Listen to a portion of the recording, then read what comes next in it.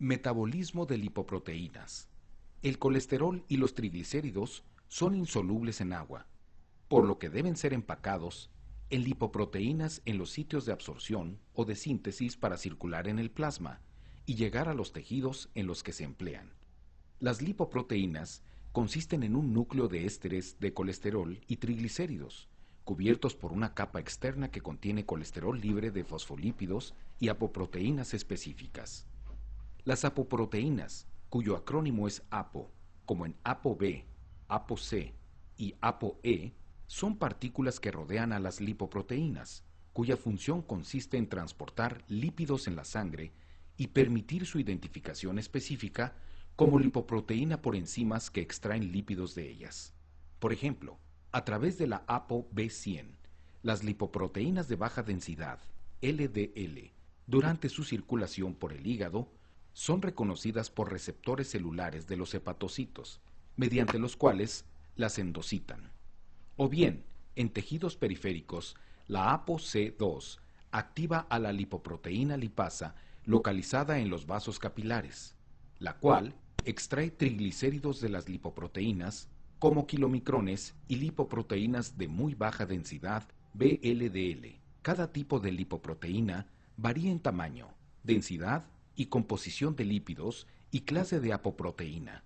Los principales tipos de lipoproteína y sus respectivos acrónimos en inglés, cuando existen, son kilomicrones, colesterol de lipoproteínas de muy baja densidad, VLDL, del inglés Very Low Density Lipoprotein, VLDL, colesterol, colesterol de lipoproteínas de densidad intermedia, CIDL, del inglés Intermediate Density Lipoprotein, IDL, colesterol, colesterol de lipoproteínas de baja densidad, CLDL, del inglés Low Density Lipoprotein, LDL, colesterol, colesterol de lipoproteínas de alta densidad, CHDL, del inglés High Density Lipoprotein, HDL, colesterol, lipoproteína A, LPA. Entre las principales clases de lipoproteínas se encuentran subclasificaciones de lipoproteínas, pero en la clínica todas ellas se agrupan dentro de alguna de las clases mencionadas. Los kilomicrones son partículas de gran tamaño que transportan cantidades pequeñas de colesterol y grandes de triglicéridos. Su densidad es mayor a 0.95 gramos por mililitro. Los kilomicrones se sintetizan a partir de las grasas que desdoblan las enzimas digestivas. Entonces, los ácidos grasos libres son absorbidos por la mucosa intestinal y combinados con glicerol dentro de los enterocitos para formar triglicéridos, los cuales son empaquetados junto con pequeñas cantidades de ésteres de colesterol y 7 apoproteínas transportadoras. Las principales apoproteínas de los kilomicrones son ApoB48 y en menor cantidad ApoC2 y ApoE. Una vez formados los kilomicrones, circulan a través del sistema linfático del intestino y el conducto torácico para llegar a la sangre de la vena cava. En los capilares, los kilomicrones pierden su contenido de triglicéridos en su trayecto a través de la circulación. Esto sucede cuando el kilomicrón es reconocido mediante apoproteína C2 por la lipoproteína lipasa, que se encuentra en las células endoteliales vasculares de los capilares. Entonces, esta enzima hidroliza a los triglicéridos contenidos en los kilomicrones, y los ácidos grasos libres son tomados por los tejidos muscular y adiposo. Las partículas restantes, llamadas remanentes de kilomicrones, son tomadas principalmente por el hígado mediante su unión con los receptores de ApoE. En el hígado, los remanentes de kilomicrones suministran colesterol para empaquetarlo en VLDL. Por tanto, los kilomicrones y los remanentes de kilomicrones a los que se les ha extraído triglicéridos son las principales lipoproteínas, mediante las que se transportan las grasas y el colesterol de la dieta. En el hígado, los remanentes de kilomicrones son empleados para producir y secretar CBLDL, cuya masa consiste en 60% de triglicéridos y 20% de colesterol.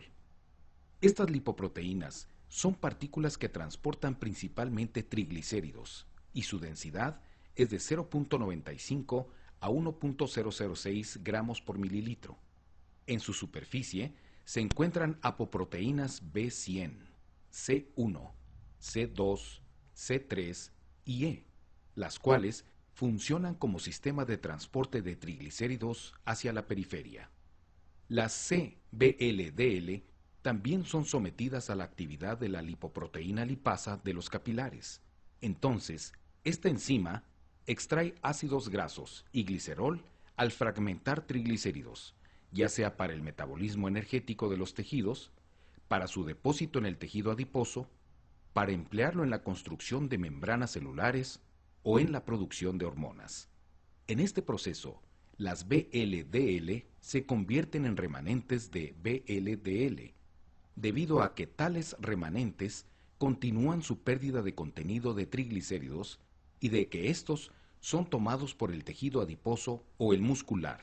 Los remanentes de VLDL se transforman en IDL. Las IDL, cuya densidad es de 1.006 a 1.019 gramos por decilitro, transportan triglicéridos y colesterol, y en su superficie se encuentran las apoproteínas B100, C3 y E. Estas lipoproteínas son capturadas por el hígado mediante los receptores para ApoB o ApoE, o bien continúan su depleción de triglicéridos. Cuando sucede lo segundo, es decir, hidrólisis de triglicéridos de IDL por lipasa hepática, estas se convierten en CLDL. Las LDL, cuya densidad es de 1.019 a 1.063 gramos por decilitro, son las principales lipoproteínas aterogénicas. Contienen ésteres de colesterol y pequeñas cantidades de triglicéridos. En su superficie se encuentra la apoproteína B100, la cual es el ligando para el receptor de LDL en el hígado. Las cifras plasmáticas de CLDL están controladas por la actividad del receptor para CLDL de los hepatocitos, cuya expresión aumenta o disminuye de acuerdo con el mayor o menor contenido intracelular de colesterol en los hepatocitos respectivamente. Las HDL, cuya densidad es de 1.063 a 1.21 gramos por decilitro, son antiaterogénicas. Las HDL se sintetizan en el hígado y las células intestinales y consisten en partículas pequeñas con escaso contenido de lípidos formadas por ApoA1 y fosfolípidos. Dentro de las paredes arteriales, la apoproteína A1 de la HDL, al interactuar con el transportador A1 del cassette de unión de trifosfato de adenosina, extrae el exceso de colesterol de las reservas intracelulares de colesterol de los macrófagos que se encuentran en la placa de ateroma. Después, la lecitina, colesterol aciltransferasa, esterifica al colesterol libre dentro de la HDL. Entonces, esta se convierte en HDL alfa madura, la cual capta más colesterol libre de las células espumosas al interactuar con el transportador G1 del cassette de unión de trifosfato de adenosina. Después, la HDL alfa madura regresa a la circulación sanguínea para devolver el colesterol al hígado por dos vías. La primera, por interacción de la proteína de transferencia de ésteres de colesterol que transfiere el colesterol a las VLDL o a las LDL, las cuales después son capturadas por el hígado por el receptor para LDL. La segunda, a partir de la captura selectiva de colesterol por el receptor depurador B1 de los hepatocitos.